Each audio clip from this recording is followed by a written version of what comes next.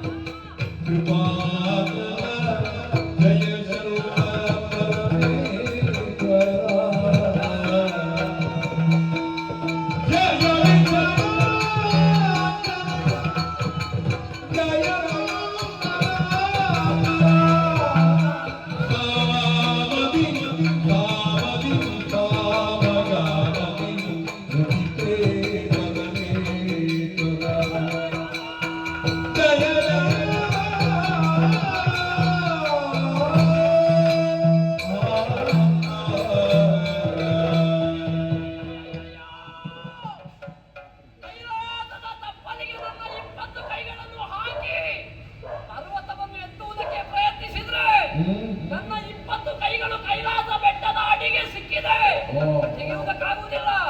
ಇನ್ನು ಒಂದೇ ದಾರಿ, ಪರಮೇಶ್ವರನ ಸ್ತುತಿ. ಜಯ ಜಯ ಜಯ ಜಯ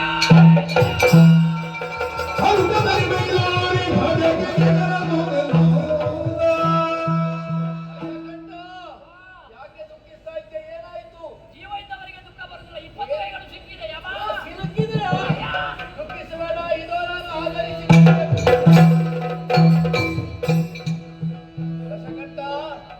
ಏನು ಮಾಡಿದೆ ನೀನು? ಕೈಲಾಸ ಪರ್ವತವನ್ನೇ ಎತ್ತುವುದಕ್ಕೆ ಹೋದೆ. ಅಲ್ಲಿ ಮೇಲಿಂದ ಕೆಳಗೆ ತಳ್ಳಿದ್ದೀರಾರು ಅಂತ ಗೊತ್ತಾಗ್ತದೆ. ಅಲ್ಲ, ಬಹುಶಃ ನಿನ್ನದೇ ಕೆಲಸ. ಹಾಗಲ್ಲ, ಒತ್ತದಿದ್ರೆ ಸಿಲುಕಲಿಕ್ಕುಂಟ. ನೋಡು, ನೀನು ಪರಮ ಭಕ್ತನಾಗಿದ್ದುಕೊಂಡು ನನಗೆ ಮತ ಇಲ್ಲದ ಹಾಗೆ ಮಾಡುತ್ತೀಯಲ್ಲ. ಬೇಡ,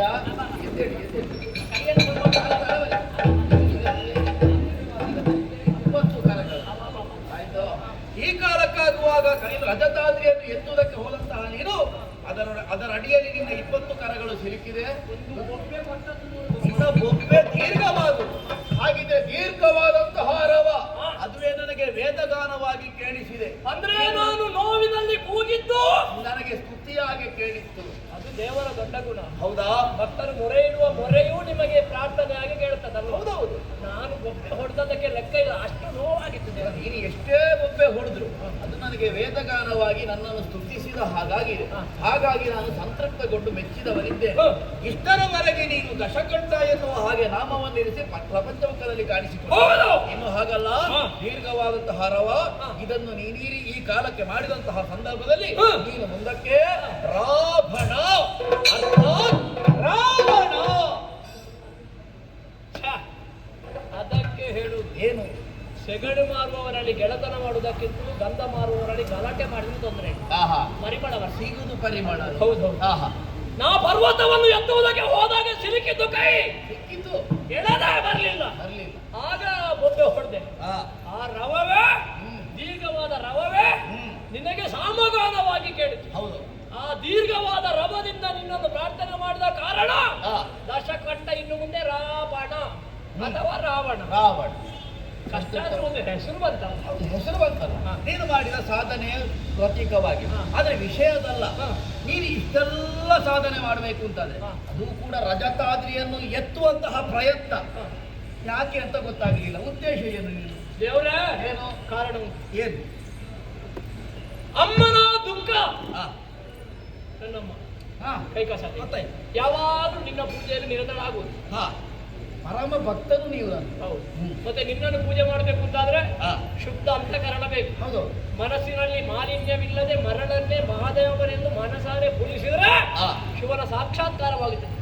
ಹಾಗಾಗಿ ಮರಣಲಿಂಗವನ್ನು ಮಾಡಿ ಯಾವಾಗಲೂ ನಿನ್ನ ಪೂಜೆ ಮಾಡ್ತಾ ಇದ್ದೆ. ಸರಿ. ಆದ್ರೆ ಇವತ್ತು ಅಮ್ಮ ದುಃಖಿಸುವುದು ಖಂಡಿತ ನನಗೆ. ಏನಮ್ಮ ಅಂತ ಕೇಳಿದೆ. ಯಾವಾಗಲೂ ಪೂಜೆ ಮಾಡುವಂತಹ ಲಿಂಗ ಕಾಣುವುದಿಲ್ಲ ಮಗನೇ.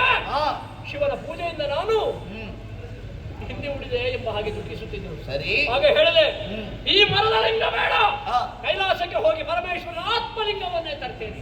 ಇಷ್ಟು ವಿಶ್ವಾಸ ಉಂಟು? ಹೌದು ಎಂಬ ಹಾಗೆ ಅಮ್ಮನಿಗೆ ಬೇರೆದ ಮಾತನ್ನು ಹೇಳಿ ಕೈಲಾಸಕ್ಕೆ ಬಂದವ ನಾನು. ಈಗ ನನ್ನ ಬೇಡಿಕೆ ಒಂದೇ, ಏನು? ನಿನ್ನ ಪೂಜೆ ಮಾಡುವುದಕ್ಕೆ ನಮಗೆ ಬೇಕಾಗಿಲ್ಲ, ಅನುದಿನವೂ ನಿನ್ನನ್ನು ಪೂಜಿಸುವುದಕ್ಕೆ ಬೇಕಾಗಿ ಆತ್ಮಲಿಂಗವನ್ನೇ ತರ್ತೇನೆ ಎಂಬ ಹಾಗೆ ಆತ್ಮವಿಶ್ವಾಸದಲ್ಲಿ ಹೇಳಿದ್ದೇನೆ. ನನ್ನ ಭಕ್ತಿಗೆ ಉಳಿದಂತಹ ಪರಮೇಶ್ವರ ನೀನು ನಿನ್ನ ಆತ್ಮಲಿಂಗವನ್ನು ಪ್ರಸಾದಿಸಬೇಕು ಅಂತ ರಾವಣ. ಈ ಕಾಲಕ್ಕಾಗುವಾಗ ಪರಮ ಭಕ್ತನಾಗಿ ನೀನು ಪ್ರಪಂಚ ಮುಖದಲ್ಲಿ ಕಾಣಿಸಿಕೊಂಡಿದ್ದಿ. ಯಾರೂ ನನ್ನನ್ನು ಕ್ಷಣ ಕ್ಷಣವೂ ಪೂಜಿಸದೇ ಇದ್ರು ಕೂಡ ನೀನಂತೂ ಪ್ರತಿ ಕ್ಷಣವೂ ನನ್ನನ್ನು ಪೂಜಿಸಿದ ಕಾರಣಕ್ಕಾಗಿ ನನ್ನಲ್ಲಿ ವಿಶ್ವಾಸವನ್ನಿರಿಸಿ ನಿನ್ನ ಅಮ್ಮನಿಗೆ ಮಾತು ಕೊಟ್ಟಿದ್ದೀನಿ ಅಂತಾದ್ರೆ ಅದನ್ನು ಉಳಿಸಬೇಕಾದ ಕರ್ತವ್ಯ.